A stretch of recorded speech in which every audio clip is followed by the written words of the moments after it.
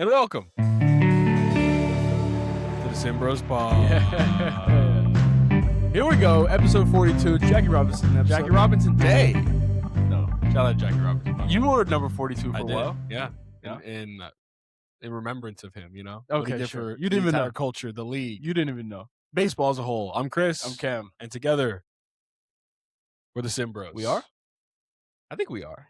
And we're here to talk sports, people. Whole lot of sports going on right now. Obviously, we are nearing the conference finals. Game 6 for both series, the Pistons, Cavs, and the Spurs T-Wolves is on today. It will have already happened by the time you guys get a chance to listen to this. Correct. Shout out to the listeners, always. Always. That was a good cold open by us, by the way. Thank you. I tried my best. Good job too. Thank you. I did. I gave you some feedback. You did. It's you loved it. Yeah. You loved it. All right.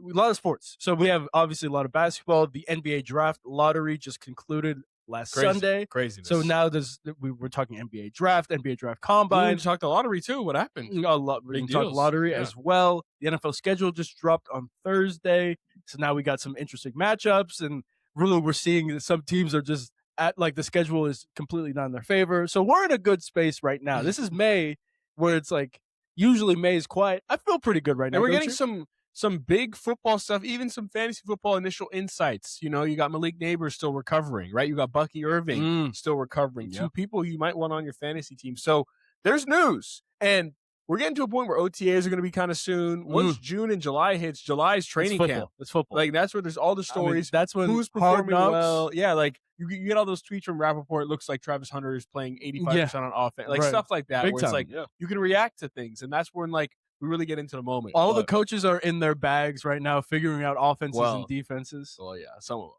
Maybe not. Some of the coaches are in their bags right now, figuring out offense and defense. And then, of course, like you mentioned, we'll see it What's during Vrabel doing? OTAs. Vrabel is in a different bag. Yeah, but exactly. We'll talk about that later. Yeah. NBA playoffs, full swing. So the first round, an amazing first round. What was it? 3 or 4 game sevens? 3 game sevens? 3 game sevens, Game I sevens. believe 6 game sixes. Yeah, which most we've seen in like 10 years. 6 something out of like the that, 8. right? Yeah. So that was great. And then we get to the second round. And it kind of always, again, we've kind of been thinking about this about our Fell life off a right little now. bit, It just, but this is how it kind of works. Like it always just like balances out. Yin Like, and you yang. expect like Yep. a lot of great series, especially in the second round. You think the series would be much better. But Just there's like 2 sweeps. Just like how the NFC Championship was great, Super Bowl was terrible. Yeah, exactly. So 2 sweeps, Thunder sweep, relatively expected. Yes. Knicks sweep, Not expected. not as expected. Not so expected. where do you want to start? We can start with let's start with the Thunder because I think it was everybody expected this. Look, the OKC Thunder are the best team in the NBA left right now. I know a lot of people want to say Spurs this, Spurs that. I think that's fair. I think the Spurs are honestly 2 or 3 right now. The Thunder, they're not even playing hard. Like we are Lakers fans. We watch these games very intently, you know, and we see the Thunder. It looks like they're just playing pickup for like the first 3.5 quarters, and then they're like, okay, wait, it's a 10-point game. Like we're only up 10. Let's turn it on just to go up 18 in the next like 3 minutes. Like this is just how good their team is. One of the things you always say with a young team is like they don't have the experience, they don't have the playoff, you know, atmosphere. They don't know what to do. They know exactly what to do. They've been here before. They've won before. Yeah. They also won in a game 7. Like this is 2 game sevens that run. That's true. They feel very comfortable. That's all I'm going to say. They feel very comfortable. And honestly, I just don't see how any team can beat them. I just don't think the Thunder are a young team, like you said. The Spurs are a young, like yes. They're both. If your stars, They're young, but they're 26. old souls. They've been through now. Having that run was important, and they had that initial run where they lost to the Mavs. Right, that's where it was Yes. like, what's going on with this OKC team? I think it's still fair to call it this OKC team young. I think they're definitely they're definitely The a Spurs young team. are The Spurs are actual like that archetype where like they've never Yes. been here Yes, before. yes. The Thunder have been here before. 2 game sevens, a game 7 in the NBA Finals is Yeah. one thing. Yes, Like that's a lot of experience. That's a lot of scars, right? 100%. Remember they're down. They were up 3-2 or they were down 3-2. Against the Pacers? Up, yeah. Up Up 3-2. 3-2. Okay, and they're also up 3-2. But they were against- down 2-1. down 2-1 on the road. Yes. Up 3-2. And were they down 2-1 on the road Yes, against so- Denver too, or no? I can't remember. I believe it was 3. They were up 3-2 They were against 3-2. Denver. Yeah. But what was it? 2-1? Was it 2? Yeah, that was my question. 2-1. Okay, so Denver lost the first game, right? Oh, no. OKC lost the first game because Chet missed the free throws. Okay, so yeah. Oh yeah, I remember that. So they Yeah. were. I mean, they still could have been up 2-1. Yeah, doesn't matter. But yeah, it's like those are scars, right? Like that 2-1 in the finals against the Pacers on the road. Yeah. And they were down in the fourth quarter until SGA took over. Like, that is a big moment for his entire career. A huge, I mean, imagine going down. No, you're done. You lost. You lost. And the Pacers would have won that series. So I don't think they're young. They're young, obviously, age-wise, but like they've been through a lot. Experience-wise, they've been through a lot, and the Spurs have not been through that. So, but Thunder just kind of like what you said against the Lakers. It was just, you know what? Let's just see what happens in the first half. Let's just keep it close. Maybe we're winning, whatever. We'll play 11-12. Because like it's like Caruso's throwing up like dumb shots. Like they're not really like running any real offense. It's kind of just like, let's just see what happens. Yeah. And then the second half, they're like, oh, okay. Yeah. Let's try. Let me ask you. Let's say the Spurs do close it out in 6. And again, this is before the game happens, so don't call me an idiot if somehow it goes 7 and the team will win. But let's say the Spurs do close it out in 6, right? Are the Spurs going to employ any defensive methods that the Lakers did? Are they going to blitz Shai at the top of the key? No, I don't think they will. I think like people can say, here's the real thing. People will say Shai didn't have a good series. People will say the Lakers defended Shai well. No, which if you think on the surface, okay, but if you actually think about it, it was the worst thing they could have done. The worst thing you can do in the NBA. In any sport is create an advantage for anybody else, for the rest of the team. For the other team. And you doubling Shai immediately creates a full disadvantage for the rest of the team. It's like teams who walk Barry Bonds. It's like, well, look, like, he's not going to beat us. Right. It's also like, well, now you have a free runner on first. Yeah. Like, what are we talking about? And again, walking Barry Bonds with no outs and nobody on. Unbelievable. Yeah. But it's like the same thing. It's like you're creating a free advantage for the other team. At the end of the day, that is like bad, smarts by you. The general principles, you shouldn't be doing that. But look, if Shai's that good, then Shai's that good. And I think the Lakers knew that they had nobody. Marcus Smart, I guess, was the best option, but they had nobody who could really guard him one-on-one. I think Vando actually would have been a pretty good defender on him because he has the size. Yeah. But, I mean, he broke his finger in game 1, and it honestly wouldn't even have mattered anyway. Yeah, so that's where I don't think they're going to do anything different. I mean, they have been doubling Ant. The only reason why I don't think they're going to double off this is because when you double Ant, there's a full non-shooter in Rudy Gobert, like a full non-shooter. Hardenstein? Hardenstein there. Yeah, it's fair. I think they might, like, OKC is really malleable. Who do you think is a better shooting team, Minnesota or OKC?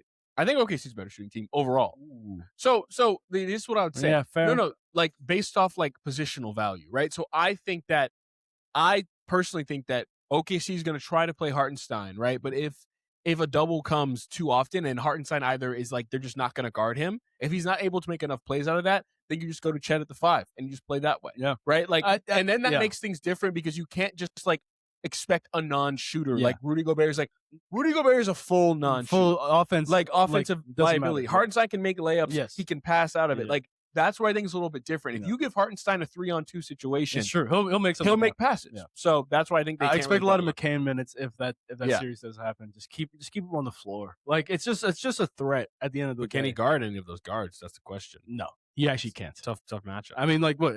Can Isaiah Joe? No. Like Caruso is gonna have to start hitting some threes. Basically, what it comes down to. But either way, the Thunder are a very good team. It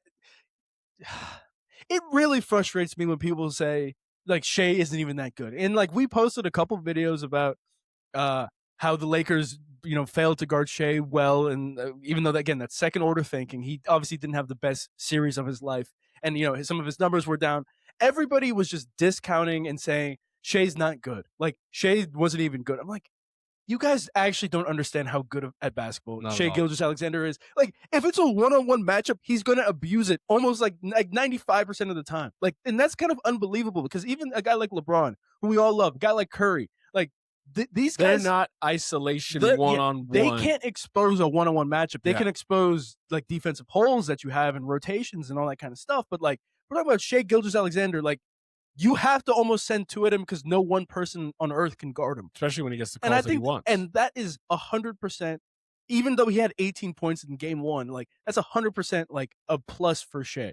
You have to send two at him. And again, the Thunder won by 18. What are we talking about? They lost and he had 18 and all in 18, what, 20? Yeah, something? 25. Yeah. Dude, if they lost and he had 18 points, fair enough, completely. Like, it's not good enough. They won by 18. What else do you want him to people take? always tell me, like, look at his on-off numbers, look at his net rating. Oh, come on. Man. Like, it's like, it doesn't, it's not that simple. And even net rating, something to think about further, but still, if you watch the games, you would know. And people would say, well, he's not playing that well. But it's like, OKC, the reason why they're able to play much better net rating wise with Shai off is because they're playing more just like straight up basketball. Yeah. What happens is when you play 4-on-3, right? It's like scramble. It's a scramble. And first of all, like you said, the Thunder aren't this elite shooting team. No. So usually what you'll get on 4-on-3 situations is wide open shots. Yes. If they don't make the shots, then it's like, what happened? But if you're telling me I'm getting a wide open 3 every play, that's going to be fine. But what happens is when Shai goes out, it's more like traditional defense. Yeah. You can really test the defense and not take any open shot you get, because when you're on a 4-on-3, a 2-on-1 situation, you're inherently going to automatically have an open shot. Yeah. And that the Thunder aren't a great shooting team. Yeah. They're going to shoot that shot, but if they miss it, it's just going to seem like it's a bad possession. But really, it's not. It's a great shot. Yeah. But when you play 5-on-5 regular, you have more of those traditional type of basketball plays, and you're not feeling like you need to take every open shot you get because you're on a 4-on-3 situation. 100%. And look, I think when you have, I think that was well said. I think when you have guys, honestly, Lou Dort is not the best 3-point shooter. He's the first. I felt like he made every single 3 he took because they were all especially wide last open. 2 games. Yeah, I mean, it really felt like that. Obviously McCain was shooting like crazy. Chet was a great shooter as well. Like, these are also wide open shots. You have to just think further. Even though they're not great shooters, like, and we're talking about just elite shooters, they're still NBA players. Like, Caruso can absolutely hit a wide open 3. Dort can 100% hit a wide open 3. You better not give McCain and Isaiah Joe any type of space. They're going to hit those 3s. So that's why I think the next series, whoever the Thunder play next, honestly, both those teams, but definitely the Spurs, it'll be a lot more interesting to see, like, how the Spurs defend them. Is it going to be more straight up? And then we're going to see some like true initial matchups, hard-nosed even initial matchups. Like, do you put Wemby on Dort? Like, do you do that? That's a question, right? Why'd you do that? To allow him to kind of roam a little bit more. We'll see, because he likes Hardenstein. I guess. Yeah, I'm saying if you're near the basket. I keep forgetting. So like, what I'm thinking. No, I guess I'm saying what I'm thinking in this game. In this series, I really don't think Hardenstein's going to be as much of a factor as you think. I'm going with the Chet at the 5 lineup. I would still put him on Chet. Wemby has exposed Chet. Like, that actually. Yeah, but is it better for the Thunder to leave when Chet's outside of the paint? Look, like that's what I'm talking about. That is very second order, and I agree. But Dort is not like near the basket. Like, if they don't play Hardenstein, they play a more of a 5-out type of offense. If anything, like, Caruso is the closest one. So would you rather have Chet shooting 3s or Dort shooting 3s? That's the question. I'd rather have Dort shooting 3s. So that would be the exact reason why Wemby would guard. Right. But also, if I can have Wemby absolutely take out number 2 player right now. It's tough to think, but this is how you think about it. But like, again, J-Dub should be he has his number. Wemby has Chet's number. Chet has looked like, I mean, again, they're just the same version of each other, just one's 4 inches taller. Exactly. So I think Wemby can completely disengage Chet. And when Chet's disengaged, it's kind of weird. Like, sometimes he plays weird basketball, Right now, he's been super engaged. He's been playing very well, but you're forgetting about, and you kind of mentioned, but you are forgetting about J-Dub. Yes. I was too. Like, that's a big deal. I mentioned, but like, look, the Spurs have. I want big. And again, this is the T-Wolves could win. Yeah. But I want big Carter Bryant minutes. I think he's huge because you put Carter Bryant on J-Dub. I think that's perfectly fine. Even Vassell can guard him, I guess. Although a little small. I'd probably put Vassell on Shai. Yeah. But Carter Bryant is like a big Not guy. Castle? On Shai? Yeah, I guess. But he can pick up 2 fouls real quick. You can do both those guys. Pick up real Shai's going to definitely foul him out. But I need Carter Bryant minutes. I need big ones. I need him to just hit a couple timely 3s, like the Grant Williams 3s. You're going to be open. They're going to allow it. Yeah. You got to be able to hit those 3s. And you have to have the confidence to take them. He hit a couple in Game 5. But sometimes, when he misses the first one, then it's like, I'm not shooting no matter what. Because, like, it's because, and we talk about this further in, like, Luke Kennard and players like that. It's like, dude, if you're not going to shoot the ball, like why are you in the game, right? Like, Luke Kennard. Yeah, go ahead. But we don't have to get too into it. But like that, you said it's a good point. Like, if you're in the game, you have to play basketball because if you're not, then you're doing a detriment to yourself. Yes. First, confidence wise. Yes. Secondly, us, because you can't shoot a shot, so they're not guarding you. It's the same problem. And someone talked about this, which we'll talk maybe quickly about it. But like, it's the same Ausar Thompson problem, especially in Game 5. When they don't have Duncan Robinson, that's an elite shooter you don't have on the floor. You have Jenkins on there, which he's a shooter with time. 21%. He's from 3. So 21 exactly. So he's not great. And like in crunch time, they are simply not guarding Ausar Thompson because they know he will not even. That's my biggest problem with Thompson. He won't shoot it. And if you're not even a threat to even throw it up there for an offensive rebound, because like, hey, if he wants to shoot it, there's a chance for an offensive rebound. 100%. But he's not even going to throw it up there. It's like when you go through the numbers of like what expected points per possession or whatever, him not taking the shot is like the worst case scenario. 0.0, you have no chance. I don't care how athletic he is. Like, you have to take the shot because, first of all, if you're an NBA player, you have to be able to at least occasionally hit open threes, especially if you're not like a full rim protecting center. So you have to be able to take those occasional open threes, but also to not even give your team a chance to get the offensive rebound. And we know it's clanking too. It's going to be a long rebound. Yes. Like that's actually give yourself a chance. It's good you for get the a better position for Duren or Reed or anybody. But like that really messes up your team. And like I think that's a lot of the reason why they lost Game 5. The Pistons did in crunch time. It's because you got Cade out there again, shooter with time. Like this is how we think about like anybody who's been around basketball kind of understands how shooters are. Like no space allowed, right? Like those are like that's Duncan Robinson. No space. Another person's like short closeouts, right? Cade is more of a short closeout guy. He can hit open shots. Same thing with Karis LeVert. Like, if he's hot, he's hot. But I'm not like worried about Karis LeVert. Tobias Harris, it's the same thing. Mm-hmm. There's no elite shooters, right? Like, you're not afraid of anyone shooting. And then you got Duren or Reed out there. It's like Reed is a definition of a shooter with time. Like, I'll give that up, right? Like, I'll give that up. Better than Duren. Yeah, better than Duren. He's not even a shooter. Yeah. And then it becomes like, well, who's stretching the defense here? No. Cade's got to do something. It's all packed in the paint. Everyone's packed in the paint. Yeah. And it's a lot of the reason is Ausar Thompson. Yeah. I know he's a great defender, but you can't be a small forward on this team, not able to shoot with a center who already can't shoot in the playoffs, with Cade, who's not a great shooter, and with Jenkins, who's not a great shooter. You can't do it. You can't do it. I just want to know what he works on in the offseason. Because like it's been the same thing. He is one of the best defenders in the NBA. I think he was third in Defensive Player of the Year. It's insane what he does. And he, again, as a non-rim protector, that doesn't happen very often. Like nothing he needs to be working on anything defensively. He needs to become a shooter. Like Aaron Gordon, I think was the perfect guy who figured it out. Like especially on the team, this guy was never really a great shooter. It's a threat. It's just a threat. But now the fact that he actually is a good shooter, he became a good shooter. It changes the entire offense. He can stand, he can sit in the corner, and guess what? If somebody, plugs the gap when Jamal Murray drives, that's a wide open three for a solid shooter. And again, now that you're a solid shooter, maybe they're not going to plug as hard too. Exactly. The floor is open. It just helps everybody out to become a relatively relevant shooter. And especially as a guy who, like, this is not his first year in the NBA. Like, believe it's his third. Year 3. He has not gotten better at all. And like the free throw shot has not gotten better. I don't know what they're doing. They need to, both of the Thompsons need to work on their shot like very desperately. Like Ausar more than anybody. Yes, and Amen will at least attempt. Like it's always on me when it's like, especially in the first round, I think it was going into Game 6 or Game 7, Ausar was 0 of 2 from 3.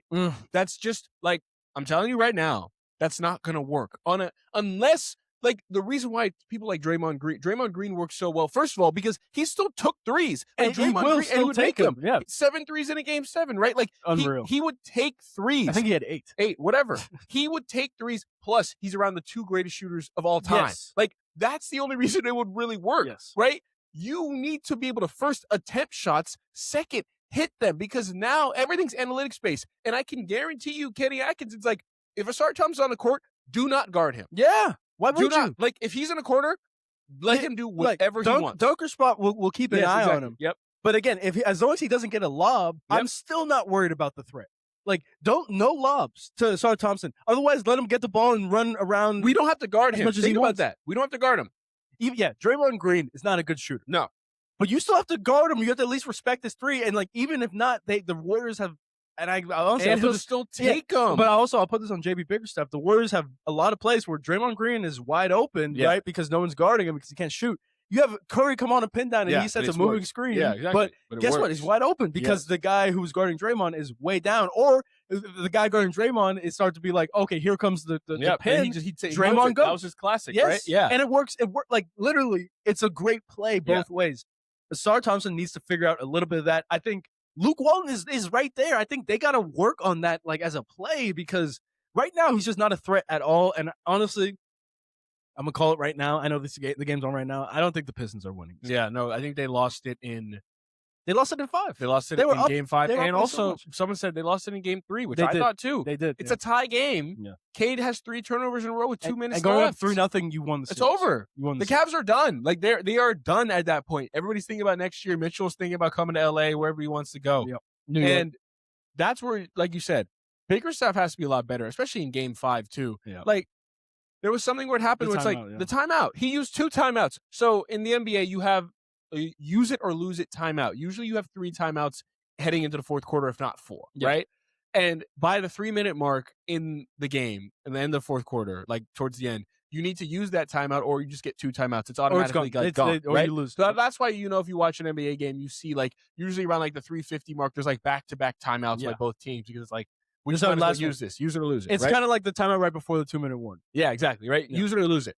And JB Bickerstaff, he used his use it or lose it timeout with 3 minutes and like 20 seconds left, except he didn't have it. Yeah. So he didn't. So first of all, he used it for no reason. He used a real timeout. Yes. He used it for no reason. Needed. Secondly, 100%. you can talk about what happened next, because he used the use it or lose it. So now he's only left with 1 as opposed to 2. Yeah. And I'm actually asking a question. I don't know if he knew. I don't know if he knew. You almost, like, again, this is so elementary NBA coaching. Like, you almost desperately need 2 timeouts to go into the last minute of the game. last 2 minutes of the game. Yes. Because, and again, if you don't have 2, that means something very drastic just happened outside. Challenged or something. Yeah, challenge, or maybe there's an unbelievable run that the other team's going on at the outside of the 3-minute mark. I think that's whatever. In this particular case, JB Bickerstaff had 1 timeout left. He used the use it or lose it timeout. They're up 9. Makes no sense. But with 1 timeout left, he calls it at 40 seconds when they have the ball. 44 seconds, which means, and again, NBA math, the second order thinking here, people. 44 seconds, almost a certainty, unless there's some offensive rebounds or anything at play, that you will get the ball one more time. And I want to say that we will stream games more, but yes, we call this in real time. Of course. Real time. Of course. You're like, why is he using this timeout? This is elementary. I bet you every other coach getting the ball back. You're getting it back one more time. It's not like there's 33 seconds left. Every other coach watching the game cringed. Right. So 44 seconds left. Pistons have the ball. You are going to get the ball again, more than likely. It was a tie game. Calls a timeout there. Okay, whatever. Bad timeout. Well, hopefully you at least drew up a good play. But you better score. They draw up a pretty bad play. Cade, I don't know what he does. He gets a shot. He takes a shot. No, he does. They got the offensive rebound. Exactly. Yeah. And so they get the offensive rebound at around, like, I want to say like 30-ish seconds. So 14. And with 14 seconds left on the shot clock. See, pause. Yeah, yes, would make sense for a timeout. 100%. Because right now we're probably not gonna get a shot in the next 2 seconds. Exactly. So this is it. We have to get a good point. Again, no timeout left. Either way, Cade goes and takes a shot with like 20-ish seconds left on the clock, which was a little bit confusing because, again, it wasn't really a good shot. They could have gotten a better shot. Takes a shot with 20 seconds left, and now I'm actually pretty sure that was Karras who took that shot, because Cade took the first one. Right. You're right. They passed it, and then Karras took that. Like, no, he took that shot. He tried to get fouled. It was an airball shot clock violation. Yeah. No. Was it a violation? I thought it was. I thought. Oh no, they kept playing. Yeah. And then Harden got the. Cavs got the rebound. They have 2 timeouts left. They don't use it. And I actually thought they should have used it, because once Mitchell got trapped. Yeah. And anyway, so they you know what happens. Ausar Thompson got the strip, but then in overtime, this is on more like ESPN, but also it's on coaching, right? So like the Cavs are up 3, right? And James Harden shooting his second free throw. Yes. They had gotten fouled on an offensive rebound. So there's like 23 seconds left. I'm not sure, maybe 22, whatever. But they had gotten fouled. The Cavs. Yeah, the Cavs gotten fouled. So James Harden's up, shooting 1 to make it up 4. He misses the free throw, grabs his own rebound. Okay. But you want to say Yeah, I'm saying situation here, you're down 3. Yeah. The other team has the ball, but there's 14 seconds. Only 14 seconds left. And there's 23 left. Are we actually 100% sure about it? 100% sure. I saw the clock. No. I'm saying, are we 100% sure? Isn't a missed free throw technically a new possession? Not sure, but I'll check. Now I'm thinking about it. I think but again, whatever I did, I saw the shot clock. On the video. No, it was 24. On the game, and it was 14. Yeah. We'll check that. That's an interesting rule. Yeah. But either way, let's assume there's 14 seconds left. You're down 3. You don't foul, because then more than likely you're going to go down 5 with less than 20 seconds left. You're not going to win that game. your best chance is to stay down 3 and play a hard defensive possession because your only chance is to, with 8 seconds left, to hit a 3 on the other side. Yeah. That's your only chance to win the game. Again, more basketball math. But then they foul immediately. The shot clock does not fully reset at 24 seconds. Interesting. So there you go. So again, they foul. But it makes no sense. It was a bad foul. Bickerstaff is not telling them, hey guys, like you coach it's unfortunate. Like Cade they're all in the moment. Like there's 24 seconds left. You just play that out. If they score on you, they score on you. You don't need to extend the game anymore. Harden, again, missed another free throw, which is crazy. Unreal. But, like, NBA players, this is not college. NBA players don't usually miss free throws. No. So it's like, you might as well, it's tough bullet to take, but you might as well play that possession out. Yes. And again, it goes back to Bickerstaff earlier with the timeouts, not knowing in-game situations. Like, this is, like, stuff, and I know it's in the moment. It's easy to say it. But as a head coach in the NBA, first miss free throw or he makes first free. Hey guys, yes. If they get the offensive rebound, we don't need to foul. I also want to say something because I just thought about this, and you correct me if I'm wrong. The home team selects where their bench is, right? I think they do, yeah. Or they select which way they go first. Right. So they can be on the bench side. They know where their bench is. So the way it works in the NBA is most home teams, right? You're always going on your side. For the second half of the game, they're defending. Yes. Like for the second half of the game, because you switch baskets at halftime, you're defending next to your bench so that your coaches can talk to you. And I feel like that happens. That was different for Duke basketball, by the way. Oh, interesting. We're always going our way the second half. NBA, it's interesting. I didn't know that. Yeah. No, take a look, honestly. So because you have to bark out defensive orders, again, I'm also bad at JB Bickerstaff in that case. I guess you're more worried about defense in the NBA 100%, than offense, 100%. Than college. Yeah. I mean, look, how many times do you see coaches yelling across because the offense the other side? But either way, JB Bickerstaff, like their defense should have been there too, and then he could say, "Don't foul." Were they right there on that? Were they right there on their bench that side? Or yes, they were on the Cavs side. That's even worse. Yes, they were on the Cavs side. Remember, they got the rebound right up there, and they fouled. Even worse. JB Bickerstaff would have been like, "Don't foul." Yeah, but either way, I don't even think he knew what's going on, man. A very overrated coach. Him and Duren are the exact same player, right? Like regular season, whoa, these guys know what they're doing. Playoffs, they just start shaking and crumbling. It's kind of unreal. Jalen Duren, by the way, I don't know if you saw this. The largest drop-off from points per game from an All-Star is the second largest because he went from 19 to 10. Yeah. The number one guy was Will. He went from 50 to 35. So we're not counting. Sorry. We're not counting. That's a big drop, man. Jalen Duren, who oh my God, I just don't get it. I watch him play basketball, and it just doesn't look that good. And look, JB Bickerstaff agreed, and he didn't play him in the fourth quarter and overtime. I was like, okay, maybe overtime. Nope. Paul Reed, did you not see the stat? Paul Reed didn't play the entire game and played 17 minutes, like in overtime and fourth quarter. So, like, if you're Bickerstaff, what's going on here? No, like, that's a real big thing. Like, this is way deeper. He's a restricted free agent, Duren. Yeah, exactly. This is a huge deal. Like, your second best player, who everybody thought was your second best player at least, is crumbling under pressure against pretty physical bigs. Mobley and Jared Allen are both skinny. Yeah. They're soft. Like, Duren should be more physical. He should be. I want you to throw an elbow. Again, it's really weird.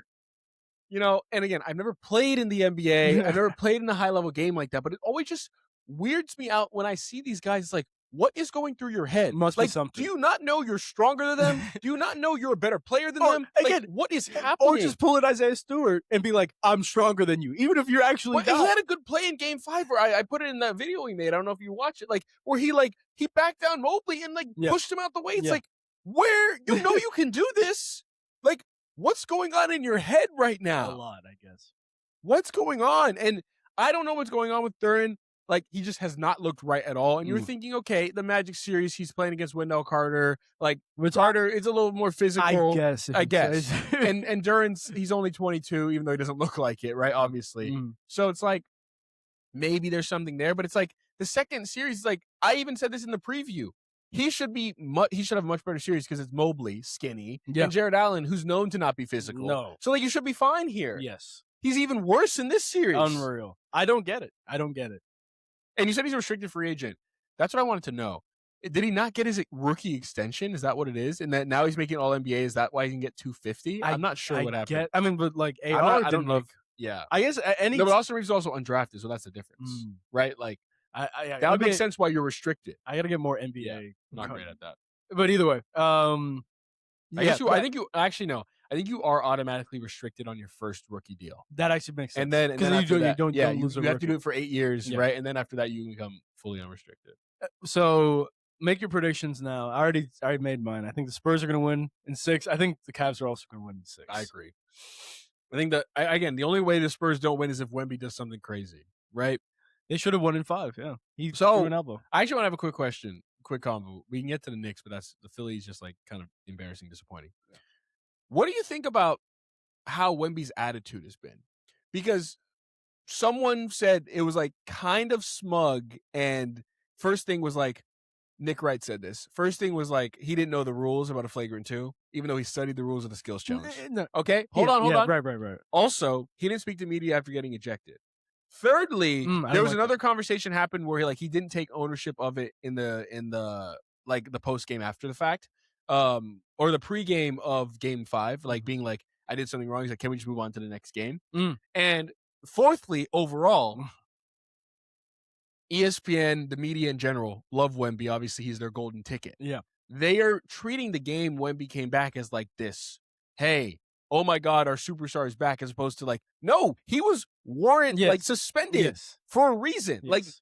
And Draymond said the same thing. If I came back, people are not saying the same thing about me. Draymond got suspended for doing something a lot less. They weren't giving it like, hey, this is his return. So what do you think about that? I think 2 things. I think so. Yeah, the 4 things. I think great point. So the first one, what was the first one? Well, like that he didn't know he was ejected. Yeah, that's BS. Yeah. I don't believe that for a second. He knew flagrant 2. They literally said he has been ejected. What? I got ejected? I think he was a little shell shocked. Whatever. I do think it was a heat of the moment, like, oh wow, I really shouldn't have done that type of thing. Especially since nobody even fought him back too. Like it was just a bad look. So I think that was heat of the moment. That I'm whatever. If you want to be like, what? I'm gone. I'm ejected. Whatever. Not talking to the media, unacceptable. You're the star. You have to answer the questions that people have for you. Duren answer the questions when he played bad. 100%. When you elbow somebody in the head and you're one of the best players in the NBA, you have to answer these questions. Just like when you get Finals MVP, you're gonna want to answer every question you possibly can. Will Campbell. It's the same thing. So I completely agree there. ESPN, I don't like that. Like saying that, oh, he's back, his return, like he was Willis Reed coming back from an injury. It's like, no, he elbowed somebody in the head. We shouldn't be like glorifying his return. We should be saying he should be lucky to be playing right now. This is not a return. This is not an event. Like he's playing because, the reason he didn't play in Game 4 was because he elbowed somebody in the head. It's just that simple. So I agree with Draymond. They would have 100% been coming. I mean, think about that. It was in the finals, up 3-1. They suspend Draymond Green for like what? Pushing LeBron? No, he kicked him. Remember? He didn't kick him? That's how it went. He stepped over him. No. Remember, he kicked him in the groin when it happened. Like he did it was a handoff. Remember that? That's what got Draymond suspended. It was the whole thing. I don't remember. Wow. That. I remember when Draymond. No, he stepped over Oh, you mean before the step over? Yeah, exactly. But he stepped over like Domantas Sabonis. He stepped on Domantas Sabonis. No, right? yeah, but like I just remember Draymond stepping over LeBron and LeBron getting up at the same time and like pushing Draymond Green off. Yeah, let's see. I'll find it for you. Yeah, please find it. I don't remember any hit. Crazy. Any kick. Okay, I thought it was a kick. That's what I want. No. Okay. He kicked Steven Adams. He did kick Steven Adams. But either way, yes. I don't like that. Draymond Green would have been, I think, maybe suspended from the entire NBA. Oh, it was his hand. I think that's what it was. It was like it was the groin. Yeah, right. That's what it was. Yeah. That's what I remember, him stepping over. Yeah, okay. Yeah. Actually, LeBron stepped over. Whatever, go ahead. But I'm glad Wemby played, but he absolutely can't do that. And if you do that, that's what. Especially if ESPN is already like, all hail Wemby, he's back, his returns, like. You have to answer. I think your teammates. You owe your teammates. I think honestly, like, and you said like, why do you hate Wemby? I actually don't hate Wemby. I just think like this adds on to it. He's a little smug for me. I'm okay. I'm okay with. Think about that. I'm okay. Okay, fine. Yeah, that's okay. Yeah, but I think the whole thing, him not knowing the rules, I think that was super crazy. If you ask me, it was a lie. Not talking to the media is also insane. Unacceptable. Like unacceptable.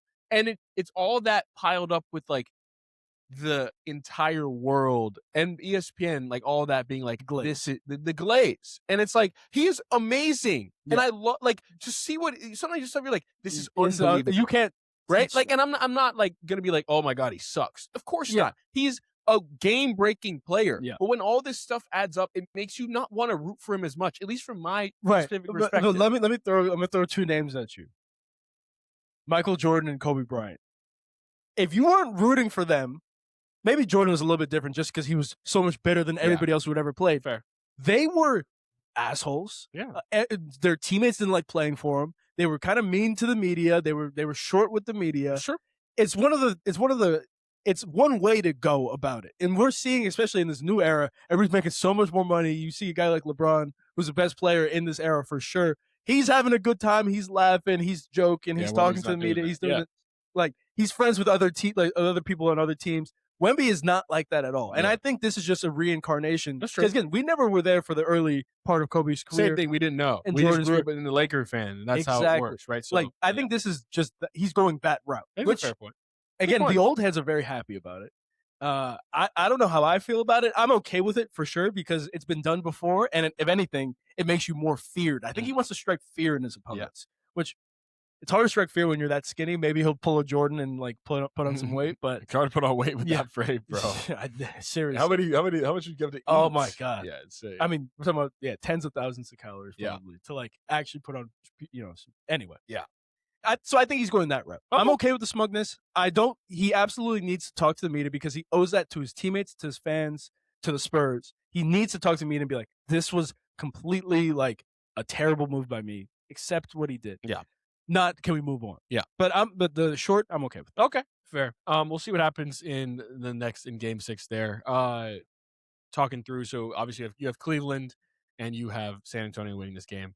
I think if I had to bet my life on it, I would bet Cleveland wins more over San Antonio. Wow, that's what I would say. I would bet but the actually, opposite. Terrence Shannon is he was listed as questionable. I don't know if he's going to play. Doesn't matter. Big deal for them. Yeah, doesn't matter. Now real quick, finishing off the conference semifinals is the Philadelphia 76ers, right? Go ahead. I mean, what like how quickly things can change in a week. You go from the 3-1 comeback and being like, people are saying Tim Bontemps like, I pick him in 7 over the Knicks. I had him in 6. Yeah, like it's like because I just didn't think the Knicks were that. And good. then it was like game 1, you're like, okay, expected, right? Yeah. First game, you're gonna lose by 30, whatever. But it was like weird. Then Joel Embiid doesn't play in game 2. And explain your game, your first 2 games theory. Yes, first 2 games theory. If you're the road team. If you're the road team, well, it doesn't matter. If you're the road team, obviously, if you're the road team, like it really is, you need to split in one of the first 2 games. You need to get a win. Because I think someone said, I forgot what the stat was. I think it's if you go up 2-0, it's higher than you think. It's like 70%. Maybe it's not 70. It's something like that. Like, it's higher if the home team goes up 2-0, which is what everyone will say. Be like, well, nothing happened. Nothing changed. That's what's supposed to happen. That, if you win the series like 70% of the time when you go up 2-0, then you can't, if you're the road team, you can't let them go up 2-0. 100%. Right? Because like it's hard. Everything, the pressure is shifted. And in the NBA playoffs, especially in like series types of things, even more than baseball. I mean, baseball too. Like when you're in a series, the pressure shifts to every team in every game. And you need to make that happen, right? If you win one of those 2 games, the pressure immediately shifts to that other team. They get tight. Especially if you win game 1. That's why game 1 is always the one you want to get. Yeah, I mean, look, the T-Wolves didn't even care about game 2 because they did exactly what they needed to do. They don't need to play. Game 1. Like, and baseball, I would say, is a little bit different because they have the 2-3-2. Yeah, exactly. 2-3-2. So like 2-2-1-1-1. You're not gonna you're not gonna win 4 games. Yeah, that's the thing. Have 4 wins in 5 games. Yeah, it's just more than likely not gonna happen. Just the math is just not there. I mean, think about it. Like the home team before the series even starts has the advantage, right? You need to right the ship and give your team. You're gonna have to win 1 game on the road anyway. Yes, it has to be the first. It better one. be early. Yeah. So that was that moment, and then so like if you go down 0-2, especially to like the good teams, you're not like you got to think about it this way: Are the Knicks going to lose 4 games in 5 5 games? Probably like not. No, 4 times in 5 games is probably not. And that's also 2 home games for the Knicks still. Yeah. So, like, probably not. That's what you got to think about. And it was just embarrassing, a disgraceful performance. I have one question for you before getting further onto the Sixers. Go ahead. Chris Ryan, someone said this, Philly fan. He was saying, should they have, like, he was actually calling for them to rest Embiid in game 1 regardless. Like, should they have done that? That's probably what they should have done. He said even game 1 and 2. I don't think game 2. Yeah, not game 1. I like game 1. Game 1, it's like, listen, first of all, again, the NBA schedule, I'm still very frustrated about it. They shouldn't have played that game before the Thunder and Lakers. Well, think about it. If the Cavs win game 6, they're playing Sunday at 12:30. That's not fair. Who? Not the Knicks. Oh, yes. No way. Yes. It was the next day? I don't think so. Sorry, no. Friday to Sunday. My bad. Yeah, today. No. The Cavs win today. They're playing Sunday at 12:30. Oh, sorry. I thought you meant last year. Oh, no. Sorry. Last series. No. Yes. I'm saying that doesn't make any sense to me. The Thunder and Lakers both were resting for an extra couple of days. Yeah. And then the Sixers go immediately from Game 7 to New York. Before the Lakers even start. 2 days later. And that just doesn't make any sense to me. So that's the first thing I'm mad about the NBA. But because of that, 100%. Dude, we're not winning Game 1. Like, we're probably not going to win Game 1. That's okay. Rest everybody. Yeah. Like, give me some Barlow minutes. I don't care. So that Game 2, because like we mentioned, you really have to win one of the two. Game 2, it's like, we're going all in. And then, look, I mean, Nick Nurse played all these guys 45 minutes. What happened in Game 2, right? Played all these guys 45 minutes, and they lost, and obviously no Embiid. It's like, well, now the series is over. But even so, right, they didn't even play. They played a little bit in Game 1, but, like, in Game 2, Embiid's not available, right? So it's like, if he had rested Game 1, again, it's so hindsight, but if he had, like, he missed Game 2, so like if he was, like, at this point in Joel Embiid's career, you got to expect him that, like Bill Simmons was saying, he's got 3 good games, and then after that, he's got to rest. Like, he has 3 good games, and he needs a rest. Like, if you were going to rest him. Is there any other player who's he's like insane? He's unbelievable. It's basketball, football. He's truly something we've never seen before. I mean, like, because when he's on, he can score 70 points as a big guy. Yeah. But it just makes you appreciate a guy like Jokic. Like, this guy, Jokic is playing big minutes every game, and he's going to play and they're forcing every game. I don't remember Jokic having a real serious injury in the playoffs where he's, like, missing a game. And the other injury was a freak injury. It wasn't like it even happened to him. Like, someone ran into his knee. Yes. But so what happened is, this goes more to Daryl Morey and, like, the Sixers in general. But it's like, what happens is the Sixers, you need to win Game 2, right? You get blown out in Game 1. You don't play a ton. Everybody gets their rest. But now Joel Embiid is not playing in Game 2 when you need him to play in Game 2. Yes. Secondarily, it's 99-99, but I think it's about, like, 4 minutes left, something like that. The Sixers can't score. Yeah. They're tired. They can't do anything. 45. And that's what it's the minutes. And this goes back to someone who said, Daryl Morey said, they sold high on Jared McCain. They're playing 6 guys. Barlow's coming in. They don't even want to play Barlow. Like, they have no bench. Maxey's need to do everything. Yeah. He's tired. He's played the most minutes in the league the entire time. Yes. And now he's going to play the most minutes in the playoffs. Yes. High usage rate. Paul George is old. He sucks now. And Embiid sucks now, too, because he's old. He's hurt. He's like, so how could you not have a bench? And Jared McCain's chilling, smiling with Jalen Williams, putting up 18 points in 18 minutes. Like, you think he could be playing 30 minutes a game for the Sixers? 100%. And it sucks about Daryl Morey. Like, it sucks for him, but also he made some bad decisions. But, like, to say, like, you sold high, it's like, obviously, you know, they're just trying to get under the luxury tax. That's really why they sold Jared McCain in the first place. But in reality, like, now selling high does nothing for Daryl Morey because he's not even on the team anymore. So, like, what was it even for? At some point, you kind of got to put your foot down as a GM and be like, hey, listen, owner, I know you want to stay under the tax. Do we want to win or not? Like, Joel Embiid, we don't know how many games we have. He might not play next year. Yeah. He could easily just, I mean, look, he has a lot of, has a lot of money. 190. So we don't know how many games we're going to get from. This is probably our best chance. Like, we have a good team. Yes, everybody's getting overpaid, but at least it's a kind of all right team. We should go all in on this team as opposed to all in on trying to get under the tax. It's like, pick a lane. Do you want to win or do you want to stay under the tax? We can't do both. Anyway, so Daryl Morey was kind of in that scenario where he had to say he sold high on Jared McCain. Like, absolutely. He didn't believe that either. And that's a terrible trade. Sam Presti was like, oh, yeah, I'll take Jared McCain. Here's one of our 10,000. It's not even our pick. Yeah, enjoy it. It's have fun with pick. Enjoy it. And we're gonna have 4 championships by the time we get to that pick anyway. And we'll take a great guy at 30. Yeah. Like, it doesn't matter. But yeah, so the Sixers are a team that doesn't make sense to me because they're equally planning for the future and also planning for the present. So you're getting neither of both, right? Yep. It's like jack of all trades, master of none. They're the master of none. Their current team is not good enough, and their future plans are not even close to being good enough because they're paying 2 aging superstars. Exactly. So it's just like, it doesn't make any sense. You should be saying you got so lucky that you got Edgecombe, who's like a legitimate starter on this team as a rookie. Good. Yes. Like, first of all, Can we make some noise for the top 4? Yeah. Can we make some noise? Someone all 4 of these guys are going to be Harper's unbelievable. 100% like big time contributors on pretty good teams. Like the worst team is the Mavs, and Coop is the best player out of the 4. It's just one of the most unbelievable top 4s. I think we'll look 10 years. I think Harper is just really. I love Dylan Harper, and he might not ever get the full chance to like. He'll get it. He'll get it. But I mean, because Castle and Castle's taking a backseat, honestly. But some people are saying Castle might also be. I know, yeah. Castle's taking a backseat. Dylan Harper. So Castle, you think is a clear 3? I think he's the Chris Bosh. Nothing wrong with it. Yeah. Like play some hard defense. But Dylan Harper, give him the ball. He's different. And you got Wemby. Like look. This top 4 is pretty generational. Yeah. Because I love VJ Edgecombe. I think he's probably the worst out of the 4. And he's pretty damn good. Yeah. So give him his credit. Unbelievable. Yeah, but like you said, if you have Edgecombe instead, like it's like, hey, we have this contract, we have this roster. I gave Embiid a 3-year extension. When everybody was like, why would you do that? Morey does it because he just does it. Yeah. Pays Paul George when everyone was like, why are you doing that? Yeah. Right? So you have all these people on these contracts, you can get lucky. It's like getting lucky when you have a rookie quarterback on a low team. Jackson Dart. People, I'm looking at Jackson Dart. I think you should pay everybody, but whatever. But then instead you try to go under the tax because like you just don't think you're going to compete when you don't know how many more days Joel Embiid might play basketball. Genuinely. This is it. We're in the countdown at this point. Oh, we've been in the countdown. He said, Joel Embiid said the season was a success because he wasn't hurt.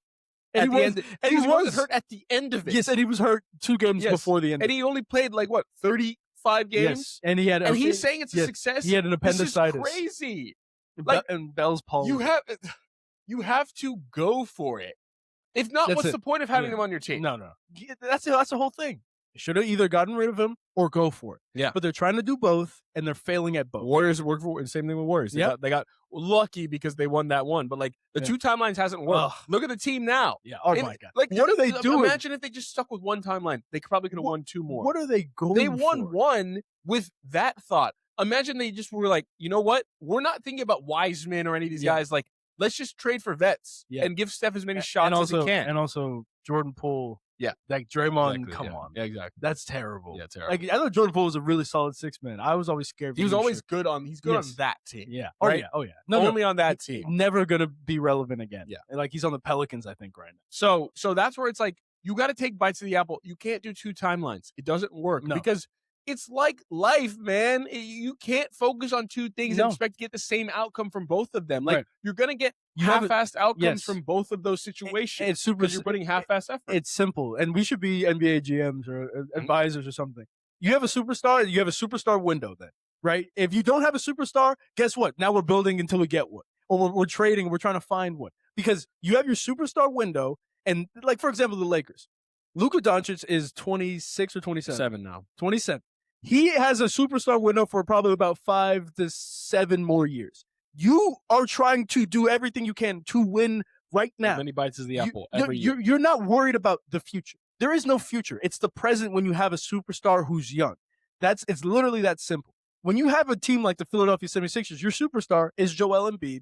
He's not young, he's not old, but his body is old. We're looking at like maybe 2 to 3 more years. He's right? going to play the contract now. Yeah, and that's him probably playing about 40 to 50 games as a huge success. Max would be 50 games. Yes. Would be insane. What are we talking? 50 games. So that is your window. You win now. It's an even more urgent window. Like I think the Lakers should do everything they can to make Luka Doncic win next year. And they have 5 to 7 more years of this. Joel Embiid, you have maybe 1 to 2 more years. You should be doing everything you can to win right now. Who cares about luxury tax?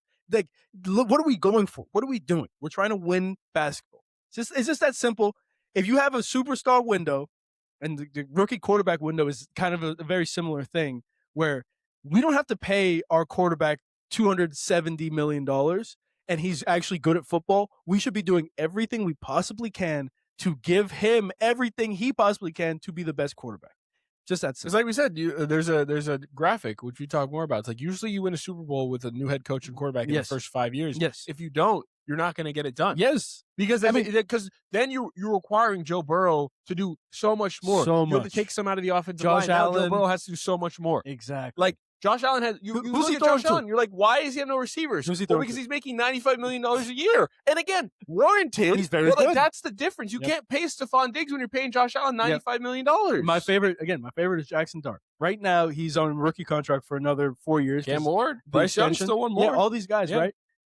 Everything in your power to give him the best team possible. Because look, by the time his rookie contract is up and he signs, more than likely, again, 4 years down the road, who knows? But more than likely, a pretty fat contract, you're not going to be able to pay anybody. Jalen Hurts, rookie deal when he won. Yes. Sam Darnold on a cheap deal. Yes, right? Think about it, right? Relatively cheap. Yeah, of course. I mean, but definitely it's not a Tua deal. Yeah, exactly. Not a Burrow deal. No. Dude, like Trevor Lawrence not to spend on Tua. I don't even understand what that question is. But again, just the Dolphins. Good for Tua, man. Oh, great for Tua. Like good for Tua. Stephen Ross. I mean, look, the one thing you can say is he spends money. Yeah, you got to give him that. Yeah. So very interesting. I do love talking like contract stuff. At least the part that I understand because it really does make a lot of sense when you think about it. It's like rookie quarterbacks. It just makes so much sense. When the Bears have to win Caleb Williams now. When you have the quarterback's most important position in football, when you have a quarterback who's really good and deserves a lot of money, but guess what? Because they're on a rookie deal, you don't have to pay him an exorbitant amount of money. This is the best case scenario. Because once you pay him an exorbitant amount of money, now you got to find deals everywhere else. And when you find deals, there's usually a lot of cracks, especially in football when the team is so important. It makes a lot of sense. So the Bears, don't be surprised. Yeah, if Commanders, if these teams don't win anymore. Yeah, Bo Nix, you got to win now. Even the Chiefs were like they could have done a 5-year, $300 million or whatever, 280. They did 11-year because you never see that anyway. Because they're trying to spread the money as thin as possible. Keep going, restructuring against the cap. Keep going back. Do it because it's tough. Yeah, and you need to win. I can throw the rookie year out of the way, you maybe don't expect to win the rookie year, but if you have a good quarterback, 4 years, you're 5 years, you're 2 on.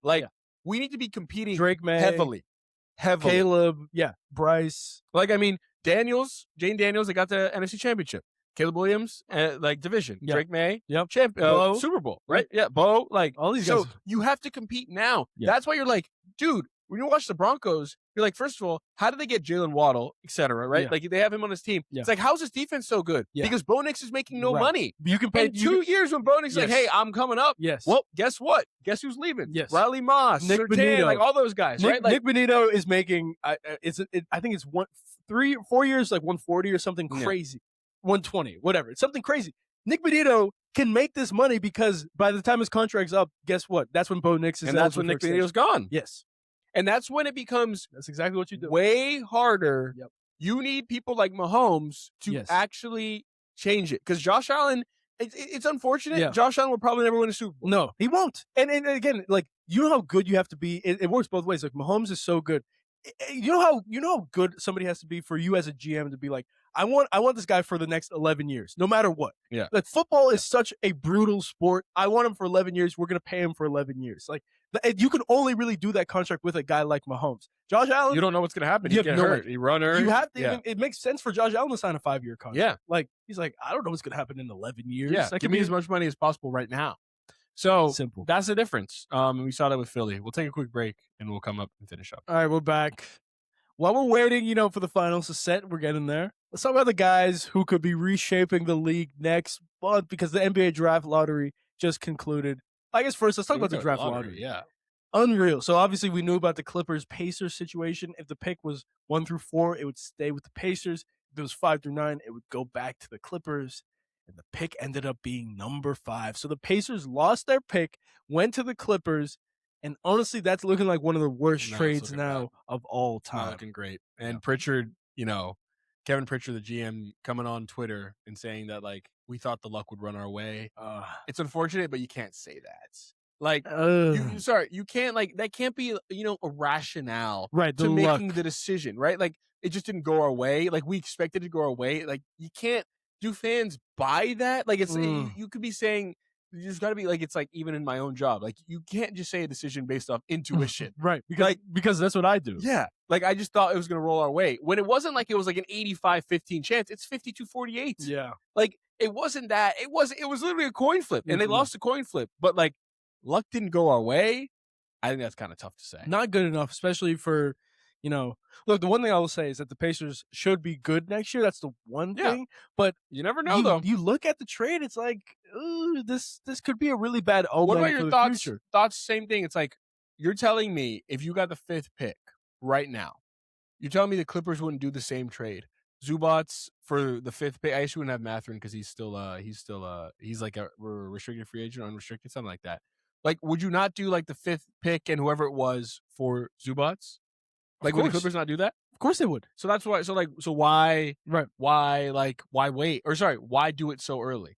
Why Pacers do the trade then when they could have done it now? They were trying to extreme thread the needle, and they were flying dangerously. This could be a bad omen for the Pacers. I really do think. Like, everybody assumes because they were in the finals that they're just gonna go right back. It's like Tyrese Halliburton has had a lot of complications with his torn Achilles. Life 100%, and now everybody was assuming they were gonna get like the number 1 overall pick. It's like, well, now they don't even have a 1st round pick. It's just it's a little bit scary, and the Pacers. I think they're actually going to be surprisingly bad next year. I can see that happening. I can definitely see that. I think they're going to be really bad next year because just everybody assumes they're going to be good. Again, they were a 5 seed when they made it to the finals. They weren't even all that great. So now I think this team is a little bit older. Tyrese Halliburton is crazy. It feels like if you're like, especially the Pacers have been through this a lot. Like, it feels like that was their only chance for a while. It was probably, and that's why like I'm fine with Halliburton playing. Everyone's gonna say, it's that close. No, it's one of those things where you look at it like this Pacers team, like, who's the second best player? There's also like lightning in a bottle that entire year. That's what I'm saying. Siakam's second. Oh, right, sorry, Siakam. But yeah, so like I think their team, like, they have a solid team, but like they're not beating the Thunder, who've only gotten better. Like, the Thunder went. That was a chance to beat them. They're last year. I mean, there's some teams in the East that you got to look out for. Like, who knows what the Celtics, they could get Giannis. Like, what Washington might look. Washington, all these teams, right? Speaking of Washington, they ended up winning the number 1 overall pick. Shout out to the Washington Wizards. Good for them. My Washington Wizards. Come on, not yours. But yeah, good for them. I'm happy for them. However, you won't be drafting that number 1. You won't be. And honestly, you shouldn't be. Because, and this is the one thing that, we were talking about earlier, but a lot of people have been saying, AJ Dybantsa, he's a generational number 1 pick. The Wizards have to take him. It's like, AJ Dybantsa is not generational, brother. I hate to break it to you. He's not generational. He's not LeBron. He's not Wemby. No. He's not like a guy like Matt. Like, we're talking about, those are generational guys. No matter what it is, it's like the Wizards are like, listen, if there's a 2% chance that he plays for my team, I'm taking him at number 1. Mm. Like, if LeBron, you know what I mean? That's generational. AJ Dybantsa is not generational. It doesn't make much sense because I think there's not that big of a drop off between AJ and Darryn, and I think there's a little bit of drop off between AJ, Darryn, and Boozer. Yeah. But like to go down 1 pick and get a whole lot back, I think that's just a smart move, and I'd be very surprised if Washington doesn't. I don't even think like AJ is as good as KD coming out. Like, no. Like, so then, like, and KD was more of a surefire thing. Like, that's what I thought. Yeah. Like, I don't think still, number 2. Yeah, exactly. Yeah. You went number 2, but like that's my point, right? Like, I don't think he was even as good as KD out of college, and I don't know KD out of college. I was not old enough. He was pretty good, but like everyone was saying, this guy's insane, right? Like, so AJ was great. He's great, but there's some real shooting concerns. Yeah, you saw the shooting. Yeah, he's a great mid-range tough shot maker, but someone was saying it's like. This is what they're saying about Ace Bailey too. Like, if you're hitting tough shots in college, that shouldn't be something you're like happy about. You should be hitting easy shots in college because you're so much better at getting separation. Right. If you're living off hitting tough 2s, great that you can make them. But where is the separation coming from? Like, he averaged 25 points a game on a lot of shots and inefficient shots where it's like not fadeaways, turnarounds. Yeah. Like, I think the efficiency is important, but I do kind of disagree with the ability of hitting tough shots. You're gonna have to hit tough shots in the NBA. I think that's a skill, but it's a chicken in the egg. It's right. When you force yourself into tough shots, that's where I agree with you. Where I think Ace Bailey and AJ both did that. Where it's like all these turns, these like fadeaways, you're making them, but just to get shots up. I agree. Like, even a guy like Boozer, like, all the shots were relatively easy because he finessed the defense. But that's like, I think that's more. It's like. It's like if your shot diet and if you're focused, if like you should have a healthy diet. If you're dependent on hitting tough shots, that's not as translatable. That's true. With better, bigger defenders, that's faster movements. Yes, that's more what is right. You should be able to get you should have a healthy shot diet and the ability to hit tough shots. Yes, and not the force to like only take you have shots. to hit tough shots for you to score 25 points. Right. That I agree with. Again, but look, it's just on the Washington side, Utah, Ryan Smith, they love AJ Dybantsa. They moved him to Utah, which I don't even know how that's legal. Yeah. They moved him. They admitted to moving. Again, we don't even know the full extent. They admitted to moving him. So I don't even know what they won't admit to. Also, other things, they put Boozer on the staff so they could go to see those games, right? They put Boozer on the Utah Jazz staff. I did see that. So they can go see all of Cam Boozer's games as well as you know what I mean? Yeah. Like it works out. So now you have him on the staff, so it counts as it's crazy. So funny. A lot of stuff. Boozer is an official staff member of Utah Jazz, like a Duke. Exactly. Like cut off hoodie. Yeah. Exactly. But either way, look, the Utah Jazz, I think, are willing to pay a very expensive price. A price I don't necessarily think they should pay. But if they want to pay it, I think their team is good enough for them to give up a couple future first round picks. That's okay. The Wizards, you have to take it. You have to take it, especially because AJ Dybantsa is not generational. I think Darryn Peterson would fit great on this Wizards team. I think he'd fit great with him, especially, if we want to throw Ace Bailey in there, I don't care. Also, who's to say that Peterson is not more generational than AJ Dybantsa? It was law that Darryn Peterson was the number 1 overall pick up until probably mid-December. It was law. It was okay, who's going number 2? It's Boozer or Dybantsa. Yeah. And we're just we moved off because Darryn Peterson had a pretty bad year in college, which another thing we'll talk about. He lost out on some serious money, number 1 overall pick, and all that, kind of allure that comes with it, but by taking college basketball not seriously. Also, he had the injury. He didn't take it serious. He didn't take it seriously, and you know that. But you don't think the creatine has anything to do with what happened? No. Why? No. You really don't think so? No. But he's full body cramps. I think that will take you out for maybe a week or 2. I don't buy it. I don't buy it that he's at his whole college career.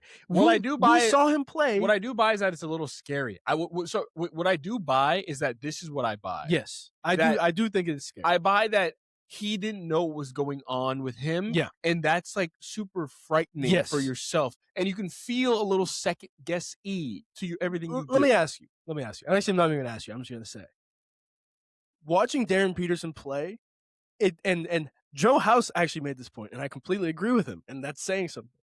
The entire time watching him play, you felt like he's playing so that I don't get injured and I'm ready for the NBA. That's what it felt like. AJ Dybantsa is playing 40 minutes a game. That's true. And I think that that's the difference. Zion Williamson was he was supposed to be the number 1 pick. I will go back to Duke. That's he got hurt and came back with the shoe breakdown. His shoe broke in front of Obama. Yeah. That's crazy. That's the sort of heart that I'm looking for. I have no idea what Darryn Peterson went through. He said, I thought I was going to die. And I fully believe him there. I think that's super scary because, this guy's 19, has no idea what's happening. Why is my body breaking down on me? This is the one thing that I've known and trusted. It's breaking down on me. That's scary. However, I don't think that that's the reason why he slipped number 2. I think he slipped number 2 because he didn't take college basketball seriously. Sure. And I think he lost a lot of money. Not a lot, but he lost some money because of it. Just one draft's a lot. But also the number 1 pick, you get a lot more. Yeah, again, perks and allure. Yeah, it's all the and also it's history. Right? That's what I'm saying. It's all the stuff that comes along with that. So either way, I still think Darryn Peterson is very viable for the number 1 overall pick. And if you're Washington, you trade down and you get the number 2 overall pick. You take Darryn Peterson.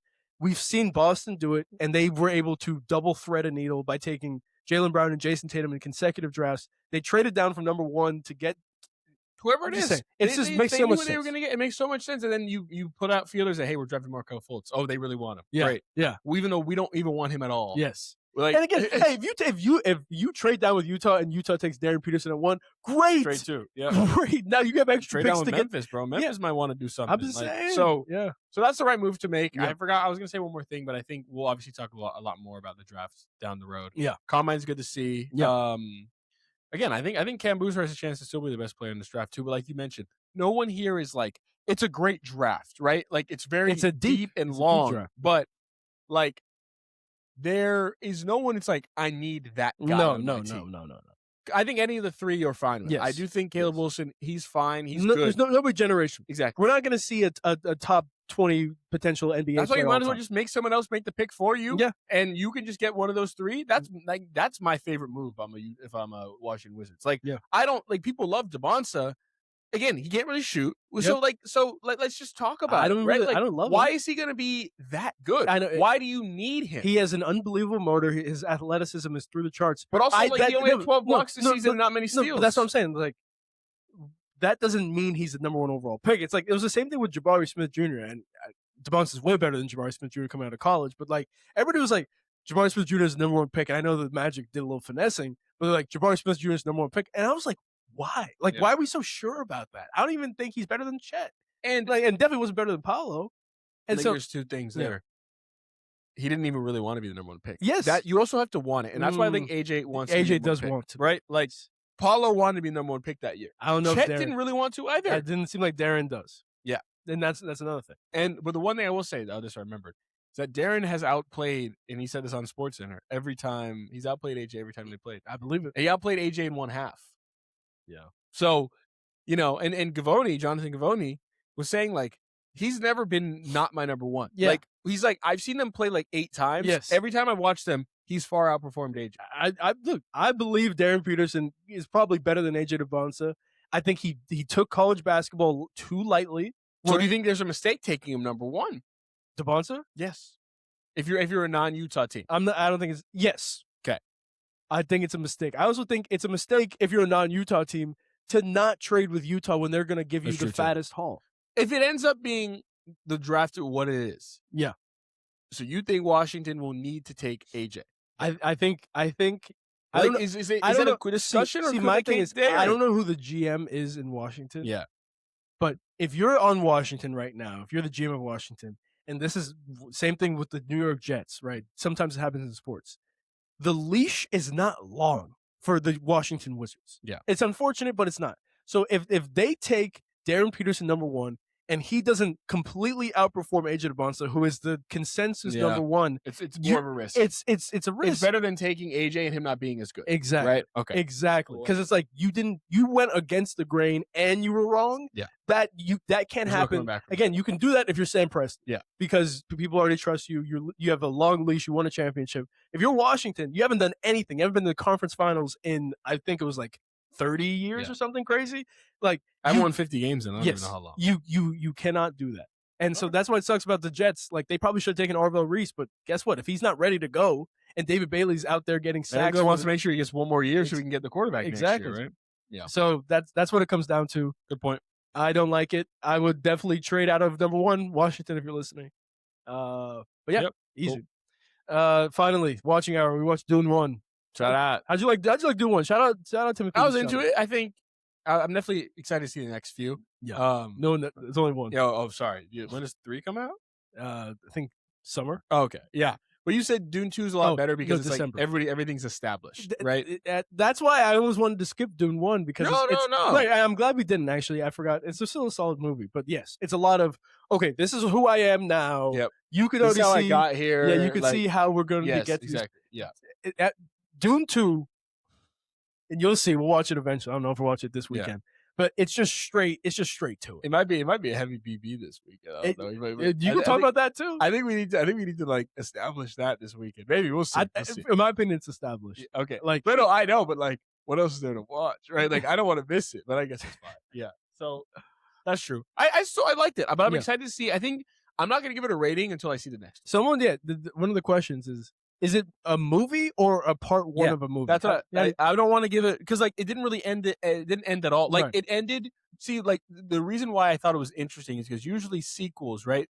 There's usually they don't. Sometimes they don't know they're making a second one. So it's it ends and it could start again or it could not. This one ended when they knew they were making a second one. And it was Endgame, right? Or whatever. Yes, Infinity War and Endgame. Yes, you knew it was. I don't think you can. I mean, maybe you can, but I like having Infinity War and Endgame, it's one movie pretty much, right? Because it's kind of how it all works, and it's a part 1 and a part 2. Yeah. So I want to wait to do my full rate. Okay, yeah, interesting. I respect that. We've also been watching Breaking Bad.